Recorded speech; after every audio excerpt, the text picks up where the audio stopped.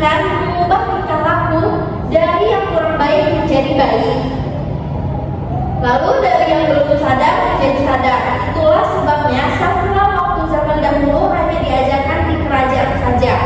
Bagi para putra raja sebagai calon pewaris takhta harus berperangai, berakhlak dan terpuji. Itulah pengertian dari sastra.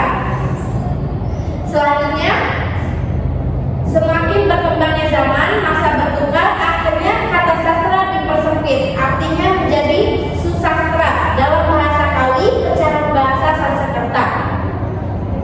Su dan sastra. Su artinya baik dan sastra artinya tulisan. Tulisan Kawi yang menurunkan tulisan Jawa kuno, dari susastra timbullah kesusastraan. Kemudian kembali lagi ke kata sastra seperti yang kita bahas saat ini. Sastra berarti tulisan yang baik yang digunakan untuk mendidik. Oleh karena itu, sastra harus berisi hal-hal yang patut untuk mengubah tingkah laku. Bentuk sastra yang tertua adalah prosa atau karangan bebas. Selanjutnya di sini ada yang sastra yang berbentuk prosa atau karangan bebas. Di antaranya yaitu yang pertama ada epos. Epos itu cerita tentang kepahlawanan. Contohnya seperti cerita Dekat Suding. Yang kedua yaitu ada sastra yang berbentuk prosa yaitu sage. Sage cerita yang berdasarkan atas peristiwa yang telah bercampur dengan fantasi rakyat. Contohnya seperti asal-usul anak pelabuhan ratu. Selanjutnya yang ketiga yaitu ada fabel. Fabel yaitu dongeng atau cerita fiksi yang menggambarkan watak manusia dengan binatang. Contohnya seperti Lemau Zaman Kancil. Selanjutnya yang keempat yaitu ada legenda. Legenda yaitu cerita dari zaman dahulu yang berkaitan dengan peristiwa dan asal-usul terjadinya suatu tempat. Contohnya seperti legenda Danau Kanal. Selanjutnya yang kelima yaitu ada mite. Mite yaitu dongeng yang berhubungan dengan kepercayaan terhadap makhluk halus, dewa-dewi, perjinan, binatang, atau tumbuh-tumbuhan. Contohnya seperti tukang hamil. Selanjutnya yaitu sastra yang berbentuk prosa ada cerita bebas. Cerita bebas yaitu cerita yang sesuai rekaan, fiksi pengarangnya, atau contohnya sebagai si bingung. Selanjutnya ada sastra yang berbentuk puisi atau karangan terikat oleh banyak suku kata, tiang baris, banyak baris, tiang bait, memiliki sajak atau perulangan, bunyi di akhir baris, dan irama. Sastra lampung yang berbentuk puisi diantaranya yaitu yang pertama ada Paradina. Paradina yaitu puisi yang digunakan untuk penyambutan tamu yang ingin bersilaturahmi. Yang kedua yaitu ada pepacur. Pepacur yaitu puisi yang digunakan untuk namai atau mini adop, yaitu pemberian gelar pada kedua pengantin yang baru saja menikah. Selanjutnya yaitu yang ketiga ada sagata. Sagata itu berupa dengan pantun, digunakan sesuai dengan usia. Pemakaiannya seperti sagata sana ngebangga, yaitu pantun anak nafsu atau ngomong. Selanjutnya ada sagata sakhawan atau bukahaga, sagata nindah, sagata lalagoan, dan sagata nanggung atau salam akhir dari sebuah perjumpaan. Selanjutnya yang keempat yaitu ada ringket. Ringket yaitu bentuk sastra lisan dialek agung, dipergunakan untuk upacara pelepasan mempelai wanita, acara sanggar, atau memulai upacara adat. Selanjutnya ada sastra yang berbentuk puisi yaitu seperti contohnya Bubandung. Bubandung yaitu bentuk sastra lisan Lampung yang bersifat tentang keagamaan. Yang kedua yaitu ada Kaiwang.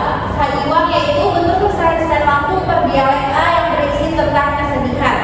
Yang ketiga ada wawancar. Wawancar yaitu bentuk sastra lisan Lampung berdialek A yang berisi tentang nasihat baik pada acara penyambutan tamu, nasihat pada kedua mempelai, anak yang dicinta. Selanjutnya yang keempat ada waka-waka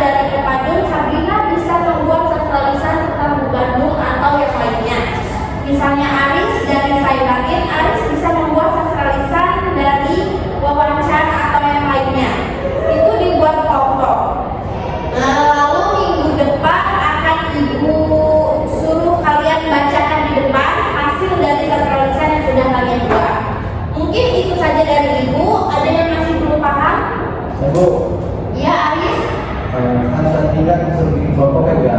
Nah, kita kan berbeda dialek nih. Terus misalnya disambungin apa bisa gitu sendiri-sendiri. Pastikan dari kalian kan nanti ada yang beda-beda dialek. Nah, misalnya Aris sama dengan Repan itu sama aja nggak apa-apa. Tapi kan kalian misalnya ada satu tulisan yang bisa setimbalan gitu. Kalian nanti bisa baca ini berdua di depan gitu. Mungkin itu aja yang dapat ibu sampaikan hari ini. Jika masih ada yang belum paham bisa ditanyakan. Oke. Kalau cukup, ibu akhiri pertemuan hari ini. Semoga materi yang sudah ibu bacakan dapat menjadi ilmu bagi kalian semua ya. Ya mungkin itu saja yang dapat ibu sampaikan. Wassalamualaikum warahmatullahi wabarakatuh. Baik, selanjutnya kepada observer lisan saya izinkan untuk menyampaikan kritik, penilaian atau saran. Terima kasih. Selama proses pembelajaran, saya mengamati bahwa posisi guru lebih sering berada di dekat kelas tanpa terlalu banyak berpindah atau mendekati siswa. Hal ini menyebabkan beberapa siswa yang duduk di bagian belakang tampak kurang terlibat dan kesulitan menangkap penjelasan. Akan lebih efektif jika guru lebih sering bergerak ke berbagai sudut kelas. Untuk membangun kontak visual, memastikan semua siswa terjangkau dan meningkatkan interaksi dua arah. Baik, terima kasih kritik dan saran dari